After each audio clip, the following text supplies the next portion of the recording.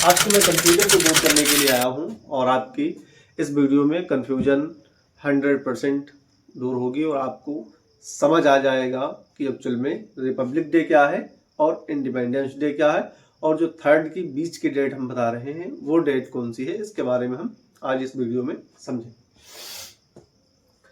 1 number point की अगर हम बात करें तो यहाँ पर हम लिखते हैं सबसे पहले 15 अगस्त यानी कि 15 अगस्त 1947 एक डेट याद रखेंगे इसको।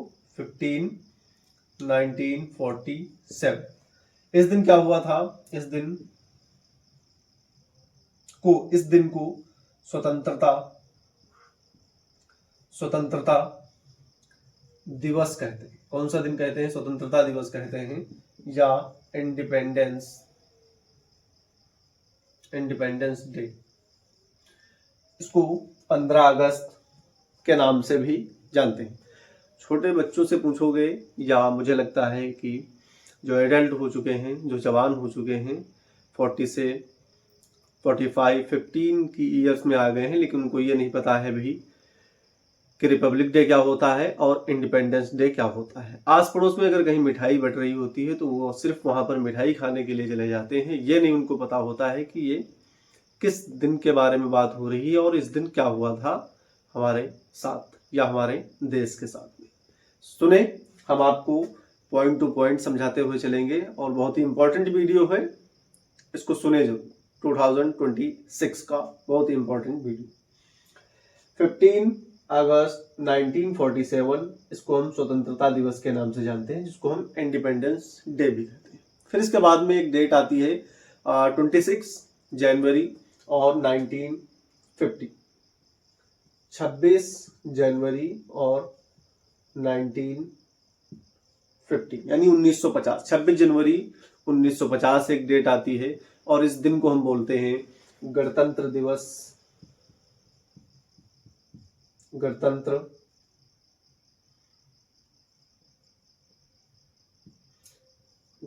दिवस, इस दिन को हम गणतंत्र दिवस के नाम से जानते हैं। गणतंत्र दिवस मतलब लोगों का राज्य, एक नॉर्मल लोगों का राज होगा, उसमें सब पार्टिसिपेट कर रहे होंगे। एक राष्ट्रपति होगा, प्रधानमंत्री होगा और कैबिनेट मंत्री होंगे और फिर न्यायपालिका जुडिशरी होगी। उसी को हम बोलते हैं गणतंत्र दिवस या गणतंत्र दिन तो हो गया, गणतंत्र राज्य बोलते हैं उसको। क्या बोलते हैं? गणतंत्र राज्य या लोकतांत्रिक देश। लोक का मतलब लोगों का, तांत्रिक मतलब लोग उसमें क्या होंगे? स्वतंत्र होंगे, फ्रीडम होंगे। ये इंपॉर्टेंट एक बात। कार्यपालिका होगी, न्यायपालिका होगी और इसके साथ में क्या क्या होगा? जो लोगों के अधीन सबसे सर्वोच्च क्या होगा? सबसे सर्वोच्च होगा, उसके नीचे हर व्यक्ति काम करेगा, उसको बोलेंगे हम संविधान या कॉन्स्टिट्यूशन। कॉन्स्टिट्यूशन के नीचे राष्ट्रपति भी काम करेगा, कॉन्स्टिट्यूशन के नीचे न्यायपालिका जुडिशरी भी काम करेगी, चाहे वो सुप्रीम कोर्ट हो, चाहे हाई कोर्ट हो और चाहे वो भारत का कोई भी नागरिक हो, सब संविधान के नीचे ही काम करेगी। सबसे प्रमुख और सबसे उच्च शासन किसका रहेगा? तो संविधान का शासन रहेगा। वो कब लागू हुआ? वो 26 जनवरी 1950 को लागू हुआ था। इसको किसने लिखा था? कितने लोगों ने मिलकर के लिखा था? डॉक्टर BR अम्बेडकर के सहयोगी कौन कौन से थे, इसके बारे में हम डिस्कस करेंगे। और एक इंपॉर्टेंट तीसरी डेट के बारे में यहां पर हम बात करेंगे। एक डेट, तीसरी डेट है 26 नवंबर 1949। 26 नवंबर 1949 इस दिन को बोलते हैं संविधान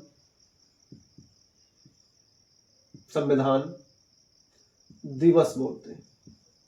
इसको क्या बोलते हैं? संविधान दिवस या कॉन्स्टिट्यूशन